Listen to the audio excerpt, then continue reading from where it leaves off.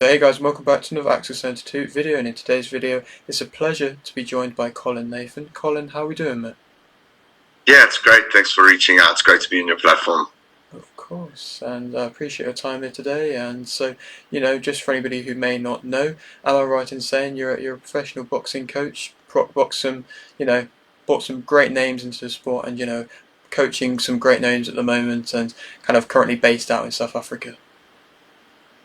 Yeah, and I'm proud to be South African. So we've got an amazing amount of talent here in Africa, South Africa particularly, but Africa as a whole. A lot of these African countries unfortunately don't have professional platforms, so they can't really showcase their skills. So you see a lot of, particularly in North Africa, a lot of these fighters go to Europe, and either they make it or they become opponents. Yeah, no, of course. That's answered one of my questions directly there, and we'll speak a bit more about that in just a moment. But I'm kind of interested to go right back to the very start of kind of why you got into the business you're in. What kind of interested you in boxing, in combat sports to start off with? So, funny enough, I was in Cape Town in December, and I always was under the impression that my late father bought me a pair of gloves when I was 4, and I got a picture with a pair of gloves with my hands up in the air, and I looked at the date, and it was actually 1980. So I was actually 2 years old when I got my first pair of boxing gloves. So my fascination for the sport started way back then.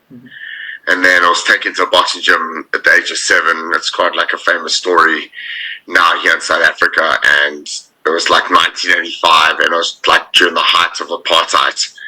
And I walked into this gym, and I walked into this facility, and even at the age of 7, I knew there was the vibe, because that's just the environment that you were raised and lived. You lived in, and I fell in love with the ethos of the gym and the fact that you were judged not by your bank balance or color, but you were judged on your ability. And even then, I just loved the unity of a boxing gym, that everyone trained together. Obviously, the sparring was very competitive, but there was like a lot of unity amongst people, irrespective of their colors and their religion and so forth. Mm. No, it's And brilliant. I fell in love with it. And I mean, it's been like 39 years, and I'm still fascinated by the sport, and fascinated by all the players involved in it. Mm-hmm. No, it's amazing how, like you've mentioned, sport in general can kind of bring this unity and, kind of separate any sort of divide that anybody might have, and, put everything else aside and be focused on something like a sport. And, it's nice to see, and it's nice to see you've been around for it for so long. And, I appreciate you're going to be coming from wise words and experienced words. And so I suppose, why did you end up going into coaching in the end? Um, it's often something I think about. I think I just kind of fell into the sport. So I opened up a gym when I was 22 years old called the Hot Box Gym. It's still going. And I didn't really want to get involved with fighters. I just wanted to have a commercial boxing gym where people could come in, let off some steam. But I think, being around the sport, and just, I was on national TV as a broadcaster. Fighters just kind of approached me and said, would I manage them or train them? And at the age of 22, I didn't really know independently as a coach what I was doing. A lot of people don't know my history. I started as a bucket man, as a second, when I was 10 years old. And the old South African Act from 1955, I believe it was, to be a second, there was no age limit. There was no age requirement. So at the age of 12, I got legally licensed, and I'm probably the youngest. In fact, I know I am the youngest second in South African boxing history, because the new act in 2001, you have to be 18 years older. So I kind of just fell into it. I just was approached, and then, I did my sports performance at the Sports Science Institute in Cape Town after I finished school. I actually wanted to get in strength and conditioning. But boxing was always my first love. And, I often have to sit back and I think to myself, like, when I was in high school, like, I literally dreamed of the success I'm having now. So, like, it's fair to say that I live my dream. Like, I go into my office get behind my laptop, put fights together, work out deals, consult, do a lot of admin in my office, and then half my job is in my office, and half of it's on the floor coaching. And I still really, really have a strong passion for coaching. Yeah. So kind of that's where we are, you know. Of course, and it's fascinating to me, the whole kind of story of it. And like you say, you've had fighters come to you for a lot of things, and when you are kind of seeing a fighter come up in general and they're wanting somebody like you to manage them, coach them, whatever, what kind of, I suppose, characteristics are you looking for? Are you wanting just that genuinely just determined and passionate fighter? Um, there's a whole lot of factors you got to consider. One is if a young fighter who's just started out his career and it's like 4 or 5 fights in, and he's already had 3 or 4 trainers, I'm not going to be interested in that kind of kid. So the loyalty aspect is obviously something that I need to obviously look at. I'm one of those managers and trainers that I don't really mind if a fighter is not charismatic, because if he or she's charismatic with their hands, that sells by itself. So obviously, skill level, I look at that. I look at commitment to the sports, how committed is that person to the sport of boxing. Because you've seen so many amateurs over the years and you think, wow, this guy's or this girl's destined to become something special. And then the cracks of life just start showing up, and then they just never fulfill what their potential actually should be bringing him or her.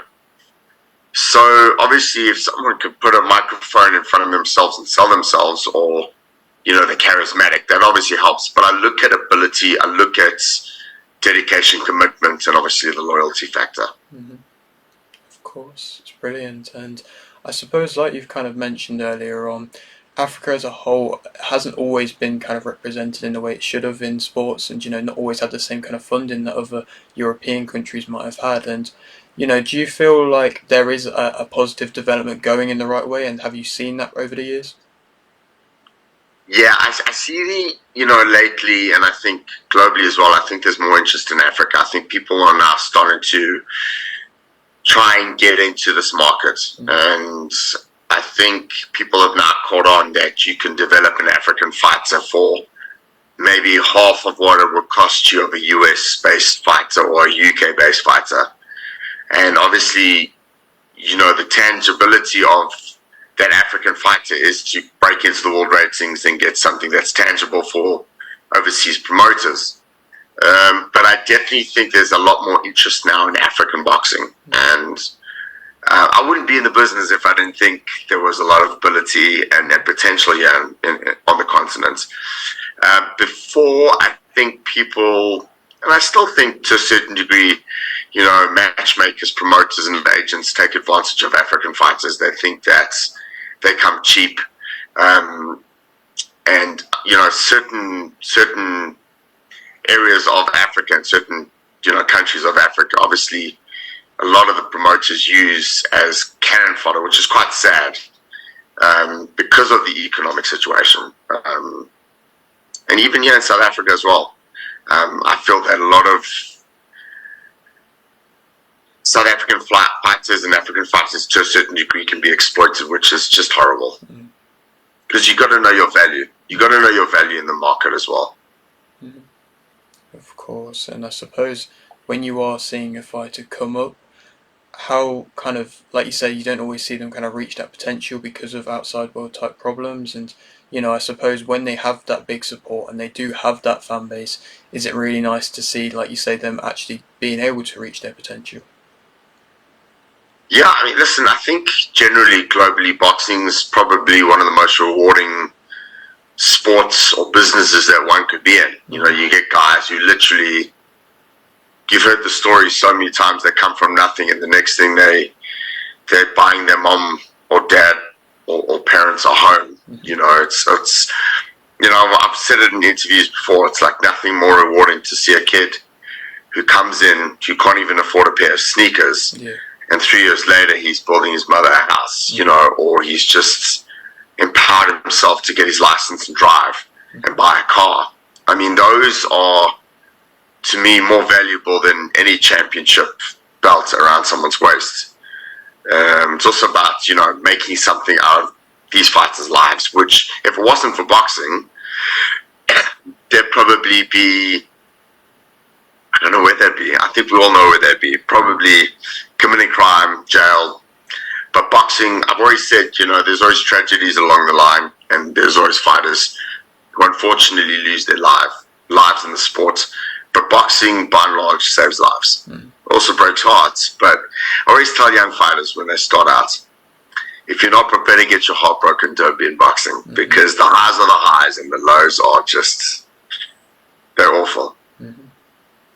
Yeah, no, it's a message I can't agree more with. And we've seen somebody who's kind of gone from the lowest of lows and now come back to the highest of highs in Nontshinga. And of course, you're coming off that victory for him just not too long ago now. And just in general, how's that kind of all settled in with him and with you? And has it been like a good feeling for him to be back as champion again?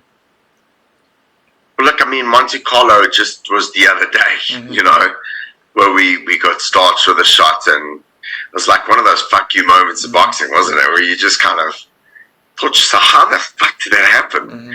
But, it's boxing, and you got to be realistic, and it can happen to anyone, and it happened to us. The thing was, like, I think when you are competitive and you make a career out of something, especially in sports, and an individual sport at that, if it hurts, if you lose, it's got to hurt.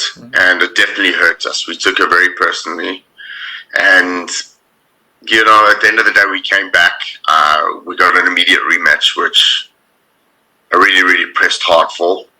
And had the right game plan, made the adjustments, and we came back. But to answer your question, it's great because Africa's theoretically only got one credible legitimate world champion, if you count the four, and that's 719 Nontshinga. So it's great for not only for South African boxing, but for African boxing. Yeah, totally. And I mean, during that fight of the rematch, there was a bit of a viral clip going around of yourself, and it's just oppressive to your great kind of corner work in general. And often we see coaches sometimes maybe saying too much or doing too much in the corner during in between rounds. But what would you say is that of like a key role, and what is your purpose in there when you've just kind of got that 30-second gap in between each round? 30-second, you're pretty on the money.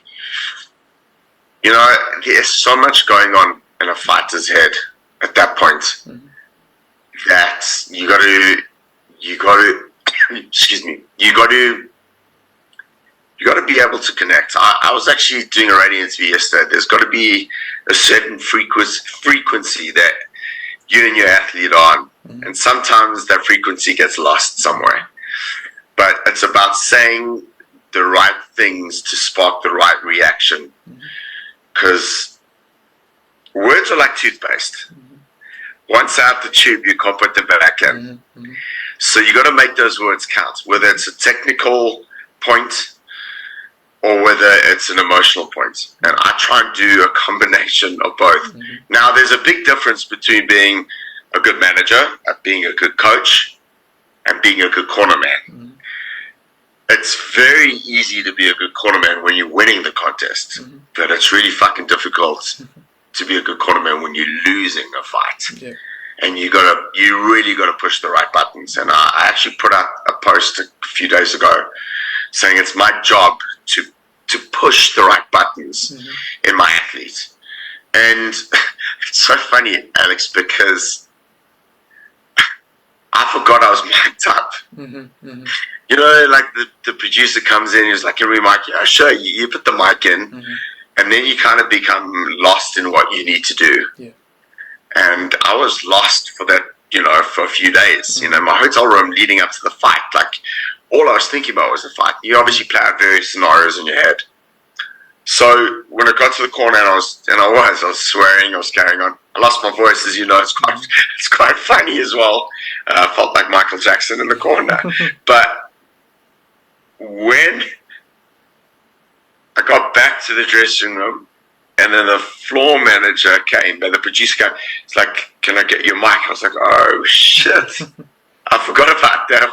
What did I say?" Mm-hmm. And when they sent that clip to me, they said to me, "Do you want anything edited out?" And I was like, "No, no, keep it raw," because that's what I was going through.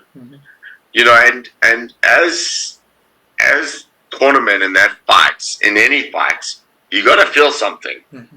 You know, people often say to me, "Do I get nervous before fights?" Well, I get butterflies. I mean, you got to be feeling something if you're really in it.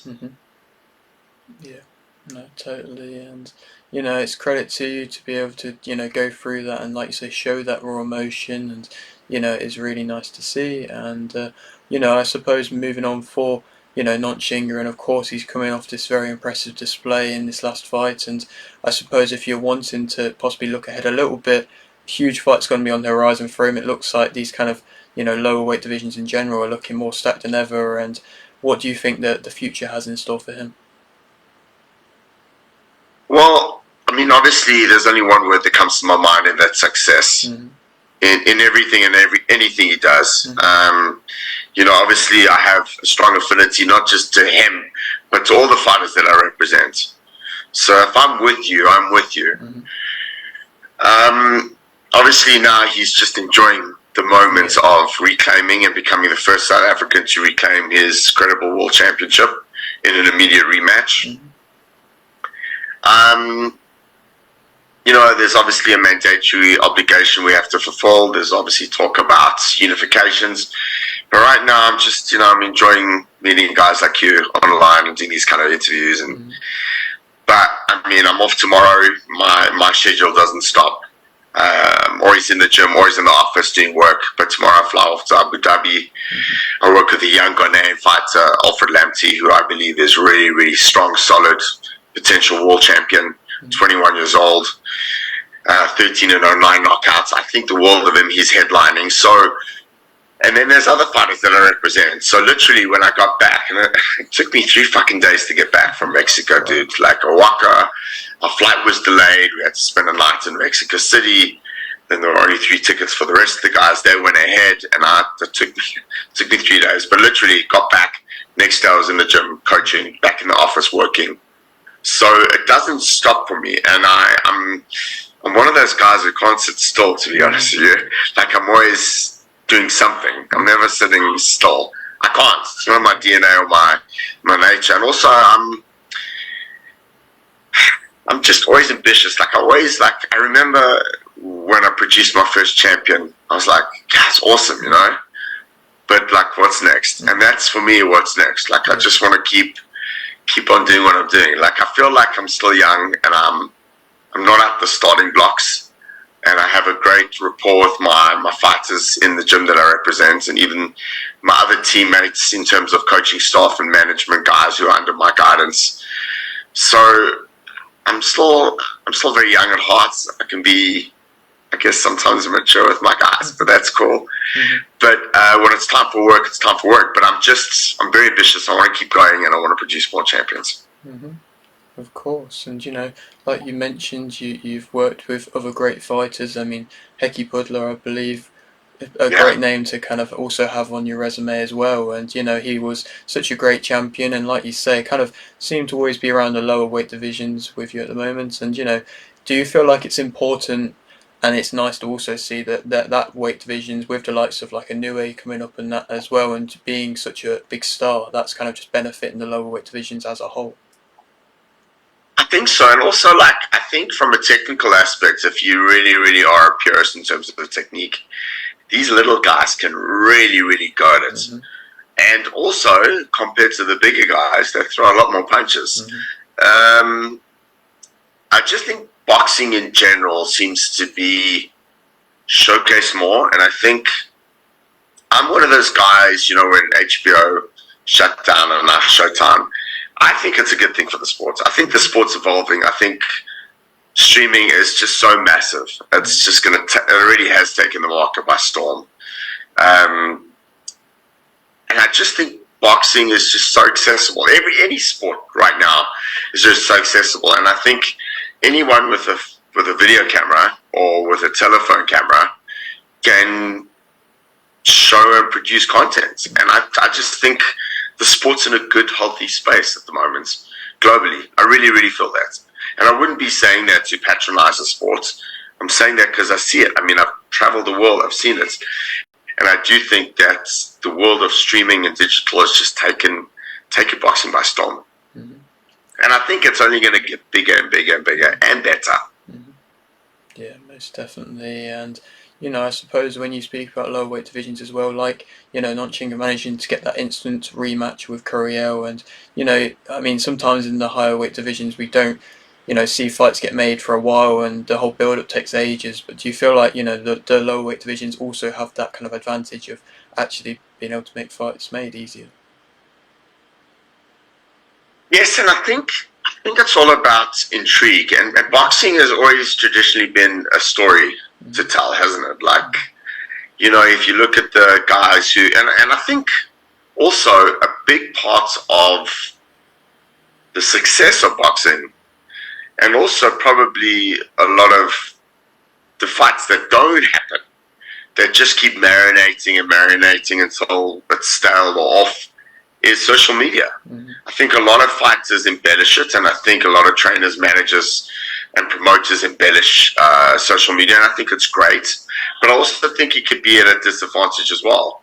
We've seen fighters talk about signing the contracts, and a lot of it's hogwash and bullshit, or oh yeah, I want the fight, but meanwhile they're just doing it, to create likes or views or a bigger fan base. But I do think that if there's a demand for a rematch, an immediate rematch, provided who you've got behind you as a promoter, those kind of fights can be made and made quite easily. Low divisions, I just thought, you looked at the rematch with Nontshinga and Curiel. The question was it just a lucky shot? DAZN wanted to open up their fight card in Mexico. They had a champion in Curiel. And the question was, can he do it again? Can he knock out Nontshinga? Or can Nontshinga turn the tables? Is he a better fighter? Was he just... So there were a lot of question marks on that rematch. And I think when there is intrigue for a rematch, I think invariably those fights do get made. Mm-hmm. Of course, if there's bad decisions or there's controversy, and we saw Lomachenko and Haney, that rematch obviously never happened. There's a lot of debate as to who won that fight. But what I'm saying to you is like Nontshinga and Curiel, that was kind of a natural to get back in, Mm-hmm.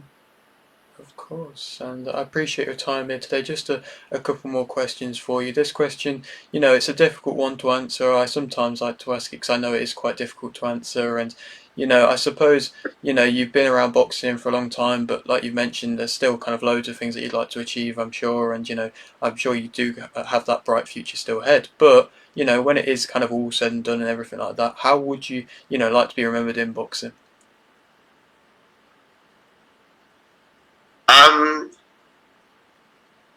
I don't know really. I push myself. I've got a very strong work ethic. I push myself hard, and I've given a lot of my life to the sport. I think one day when I pass away, the sport carries on, and I just hope that my grandkids will one day remember their grandfather was involved in boxing. Mm-hmm. I always dreamed one day that I would be in Canastota in the Hall of Fame. In the beginning, I felt that maybe I was never going to be good enough, but now that's a real, tangible dream for me. Mm-hmm. And I think, but to answer your question, it's just about making my family proud, and maybe they'll still mention my name in 50, 60 years' time. I don't know. Mm-hmm. Maybe. Mm-hmm. No, of course. And I mean, I suppose with the work you're doing in South Africa, it's definitely something that's plausible. And, I appreciate your time here today. And I'm going to leave with this kind of final question, which I always like to ask. Whenever anybody comes on this channel, I always like to kind of open up the floor to anybody who comes on and just, is there anything you want to promote? Anything you want to, shout out? Anybody you want to praise? Anything like that? No, I just want to give my appreciation to a sport that I really sacrificed a lot for, given to and for. And as my success keeps growing and as I keep evolving in the sport, I'm now getting involved in a promotional company, which is my partnership with my company, No Doubt Management, too, for Boxing 5. And obviously, I'm not just a coach anymore. I'm obviously a manager too. That I'm just so grateful for the opportunities the sport has given me. I've been to 31 countries, and the country count keeps growing. I've lived an incredible life through the sport, and I've met some incredible human beings. I met some arseholes too, but that's part of the course in business and work. But if I could just leave with my energy of changing lives with positive vibes, that's something that I'm going to keep instilling, because I want to be in boxing even when I quit coaching, because I'll still be promoting and managing. But I just want to change lives with positive vibes and just give back to the sport that's given me so much. It's amazing, mate, and like I say, I appreciate your time here. It's been a pleasure speaking to you, and maybe a little bit further along down the line we can come back and have another chat. Sure, anytime. Thank you for having me on your platform. Brilliant. And so if you're new around here and you haven't yet subscribed, please do so. Like the video if you did indeed like the video, and thanks for